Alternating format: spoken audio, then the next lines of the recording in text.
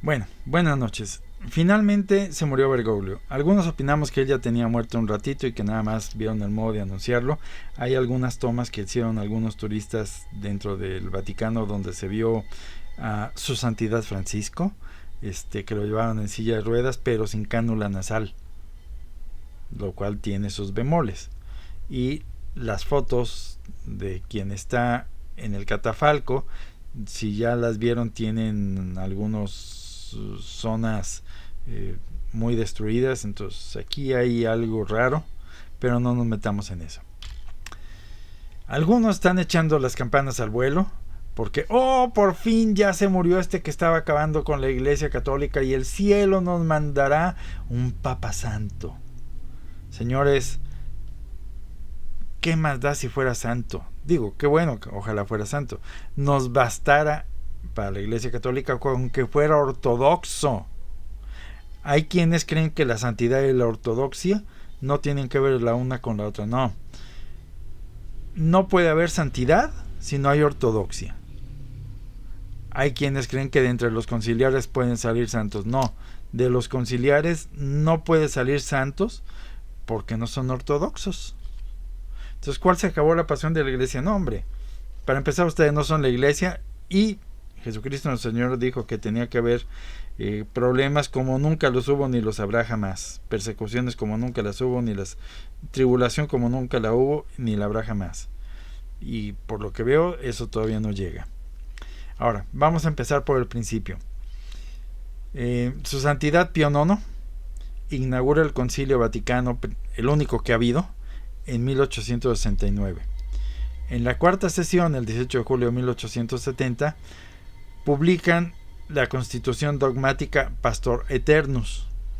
Y luego, por la situación geopolítica que se vivía, el concilio es suspendido, muere su santidad, Pío IX, tratan de colar un antipapa que es impedido por el duque de no me acuerdo qué, lo vetó. Si mal no recuerdo era Rampolla, no estoy seguro. Iban a colarnos un antipapa por ahí. Queda su santidad Pío X. Se viene la Primera Guerra Mundial a resueltas de todo eso porque ya le surgía desbaratar lo último que quedaba de la cristiandad, el último parte del Imperio Católico. Y el caso es que queda suspendido el concilio, y los concilios tienen las siguientes partes. Un concilio tiene una convocatoria, una sesión de apertura, un desarrollo y una clausura.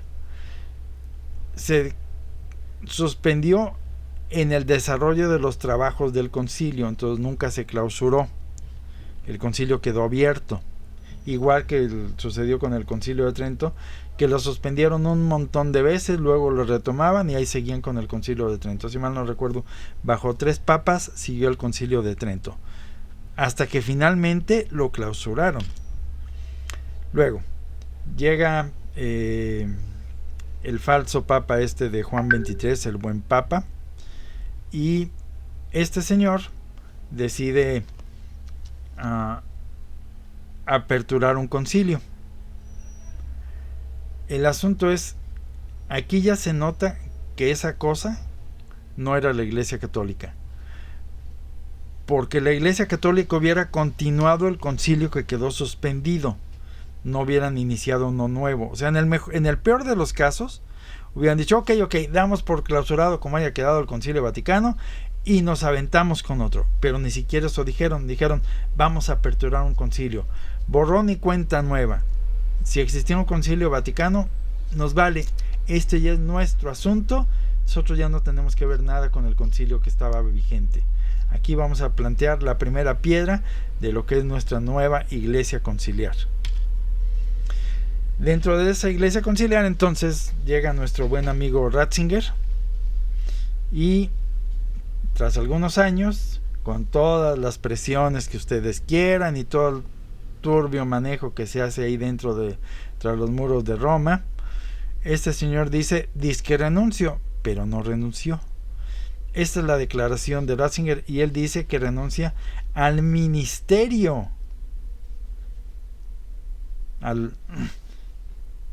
Él renuncia al oficio, no al ministerio. El caso es que el Papa Ratzinger renunciaba a la parte activa del papado, por llamarle de algún modo, y se quedaba como Papa emérito rezante. Entonces, el que iba a ser la parte activa, la parte de llevar el ministerio papal, iban a elegir uno para esa parte. Entonces, su renuncia no fue válida. Por lo tanto, el que eligen es no elegido canónicamente porque este señor no renunció. Y el que asume, él no dice yo soy el nuevo papa. Asume como obispo de Roma. Y con el cual él prefiere presentarse como otra muestra de su humildad. Él sí lo dijo, pero vamos, así como de broma, que él era el papa. Luego, en el tiempo vimos que en el transcurso de su disque papado se echó al plato los títulos papales como vicario de Cristo. Tan es así que lo saca del anuario pontificio. Lo deja como título histórico y como sucesor del príncipe de los apóstoles. Él se presenta en su propio nombre, con las implicaciones que yo quiera tener. Entonces, Bergoglio se presenta en su propio nombre, ya no como el vicario de Cristo. Esos son títulos históricos, ya para que eso ya pasó.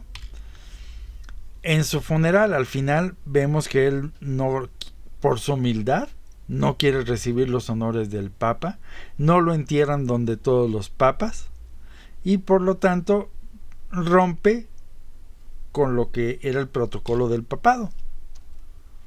Entonces no vivió en los apartamentos papales, no usaba vestimentas papales, eliminó el título del vicario de Cristo, se presenta en su propio nombre, no quiso funerales papales y no fue enterrado donde son enterrados los papas. Entonces este señor era un prestanombres del disque pontificado de Ratzinger. Entonces este señor no forma parte, y nos dice todavía San Francisco de Asís que vendrá un destructor. Sí, todos sabemos que Bergoglio fue un destructor, que será elegido no canónicamente. Sí, este señor fue disque elegido no canónicamente. San Malaquías nos dice que de los últimos dos lemas de Labore Solis, que quiere decir, traducido del latín, no del trabajo del sol, como algunos lo querían poner, sino del eclipse del sol, porque ahí eclipsaron a Cristo y a la Iglesia, y luego de él viene la gloria del olivo, de la Gloria Olivae, Ratzinger. ¿Por qué? Porque el olivo representa a ese pueblo, sabemos cuál, y él es la gloria porque vino a ponerle la puntilla a lo que quedaba de la disque Iglesia Católica, que era la parte visible. Pero según San Malaquías, y hay N interpretaciones de eso, todavía nos quedan por lo menos uno o dos papas según cómo se interpreta la profecía. Pedro Romano. Luego, de la Iglesia Católica sabemos que nos advierten en la Saled que Roma perderá la fe. Sí, ya sabemos que ya la perdió y se convertirá en la sede del anticristo. Aquí el asunto es que el anticristo aquí no lo presentan como con mayúsculas, es decir, sabemos que hay N anticristos. Todo aquel que niegue que Cristo es Dios es un anticristo, todos los herejes son anticristos, pero va a haber uno lo que es el personal y último anticristo. Entonces todavía no llega este señor a sentarse en lo que queda de Roma. Nos dice San Juan que los anticristos no eran de nosotros, pero sí salieron de entre nosotros. Si hubieran sido de nosotros, hubieran perseverado en la fe, es decir, no eran parte de la Iglesia Católica, porque hubieran perseverado. En la Edad Media hubo una enorme santa, Santa Hildegarda de Virgen, a quien el cielo le proporcionó toda una serie de visiones donde hay 100 explicaciones teológicas desde el inicio del mundo hasta el fin del mundo. Y una de las visiones es la visión del anticristo, que es la que está ilustrada aquí. Según esta visión del anticristo, hay 6 animales. Está el personaje central, que es Cristo, separando el poniente del oriente, lo futuro de lo pasado, o la Iglesia del Nuevo Testamento de la Iglesia Católica. Y en la visión de abajo nos muestran aquí una cosa negra fea que sale debajo del vientre de lo que es la figura de la iglesia. Esto viene al caso porque nos dice San Juan que sale de entre nosotros, pero no era de entre nosotros. Luego, la parte inferior de las piernas de la iglesia están teñidas de rojo, que es el color de la sangre derramada, y luego los pies se ven blancos porque ya fue purificada. El doctor Carlos Di Sandro, uno de los primeros sedevacantistas argentino, nos explica, sí es un poco complicado de leer el doctor Carlos Di Sandro, pero pónganse al tiro, pueden preguntar, descarguen el documento. Tengo las visiones de Santa Hildegarda en su libro Osibias y este escrito del doctor Carlos Di Sandro en la liga del Drive de Google que les voy a poner aquí en la descripción. Échenle un vistazo a ambas cosas. El doctor Carlos Di Sandro nos da una buena explicación de los tiempos en los que él vivía en relación al anticristo. El libro del Sibias de Santa Hildegarda de Bingen. Y hay otro libro interesante que viene al caso, que es El amo del mundo, de Roberto Hugo Benson. En este libro, que creo, si mal no recuerdo, no me hagan mucho caso, estaba recomendado por su santidad Pío X, nos explican cómo será el reinado del personaje final que funge como el amo del mundo. Y este señor le hace la guerra a la iglesia, unifica todas las iglesias bajo una misma denominación, quiere ser adorado por todas ellas, se presenta como un benefactor de la humanidad. Y aquí lo interesante es que lo que el autor nos dice que queda de la iglesia es el Papa, el Camarlengo y no me acuerdo quién más. El caso es que la iglesia docente, que para algunos esa es la iglesia, no la iglesia diciente, que nosotros somos los gatos, queda reducida a 3. Ahora, aquí hay algo interesante. Cuando lleguen los tiempos de este personaje, el amo del mundo, las profecías bíblicas no nos mencionan al Papa, nos mencionan a 2 testigos que son los que combatirán al amo del mundo y serán vencidos por el amo del mundo, que luego serán resucitados y bla bla bla, pero no nos menciona que el Papa los envíe. Es decir, no se hace referencia visible al papado dentro de esto. Pero esto viene al caso un poco más adelante. Entonces, no tengan sueños de opio con que ya se acabó el problema de la iglesia, señores. Esa cosa de la cual ustedes pretenden que se haga un conclave no es la iglesia católica. Bergoglio era, en el mejor de los casos, un prestanombres de Ratzinger, un testaferro de Ratzinger, una ala de la parte activa del papado de Ratzinger. Entonces el último papa fue Ratzinger. Bergoglio ni siquiera, según San Francisco, porque fue elegido no canónicamente, llega a ser un personaje de la iglesia católica. El catejón ya fue removido, que es la institución del papado. Cuando a Jesucristo nuestro Señor lo sentencian a muerte y finalmente lo entierran, es decir, deja de ser visible al mundo, esto fue por sojuzgamiento de 2 pontífices, lo llamamos así en su tiempo, Anás y Caifás. Cuando sucede después de que ocultan al sol, que es lo que hace Wojtyla, hay también 2 pseudopontífices, igual que el caso de Anás y Caifás, que son los que le dan aparentemente la puntilla a la Iglesia Católica. Ahora bien, empecé con el asunto del Concilio Vaticano y mencionando la Pastora Eternus del 18 de julio. Bueno, dentro de este documento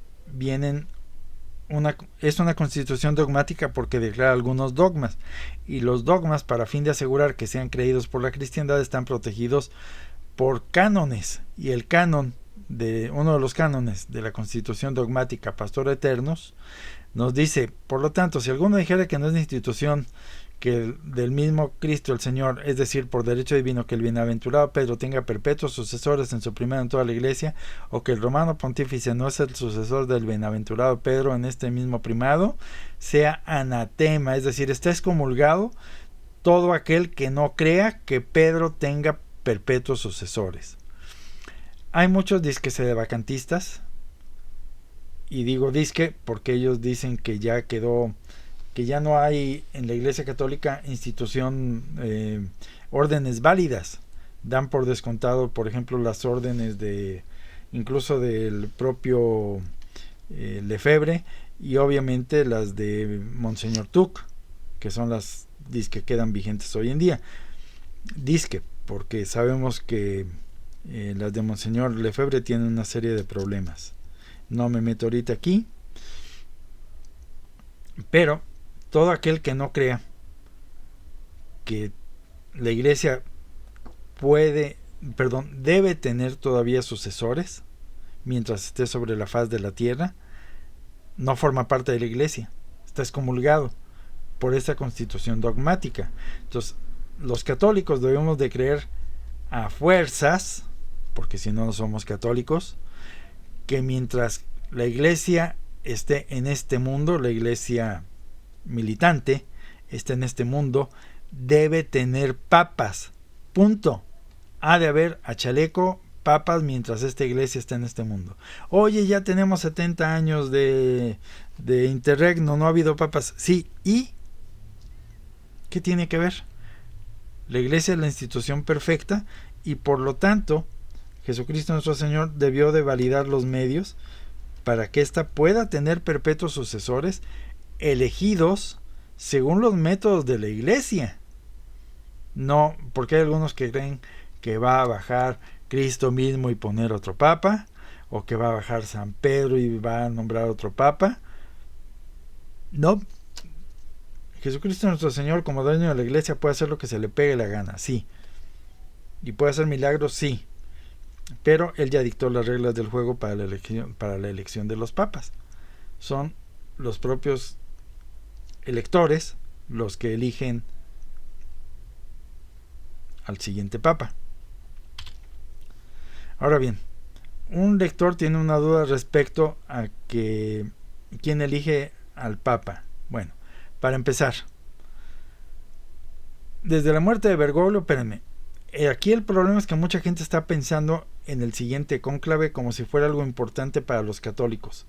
No nos importa a quién elijan en ese disque cónclave. ¿Por qué? Porque no nos importa a quién eligen ahorita para la iglesia anglicana, o para la iglesia ortodoxa, o para la iglesia copta ortodoxa, o para quien ustedes quieran. No son parte de la iglesia, punto. Los modernistas adueñados de Roma no son parte de la iglesia católica. Entonces, que elijan a quien se le pegue la gana no tiene que ver con la iglesia católica. Ahora, el Espíritu Santo es el alma, es el que vivifica la iglesia, sí, y él inspira a la elección de los papas, sí, pero los hombres, como siempre, han tenido libertad de aceptar o no esa inspiración. Y tan es así que hemos tenido papas pecadores, dicen, hemos tenido antipapas, es decir, no son papas, pero han fungido aparentemente como tales, y lo ha permitido el Espíritu Santo, sí. Y ha habido papas santos, sí. ¿Por qué? Porque Dios no limita la libertad del hombre.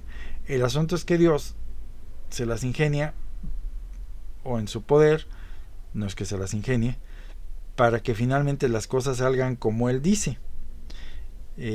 No al grado que algunos dicen de que Dios escribe derecho con renglones torcidos, no. Porque estos quieren justificar todo diciendo ese es un renglón torcido de Dios, pero finalmente canta mi gallo. No es así. Comentarios me los dejan aquí, por favor, responderé lo que pueda y agradezco. Buenas noches.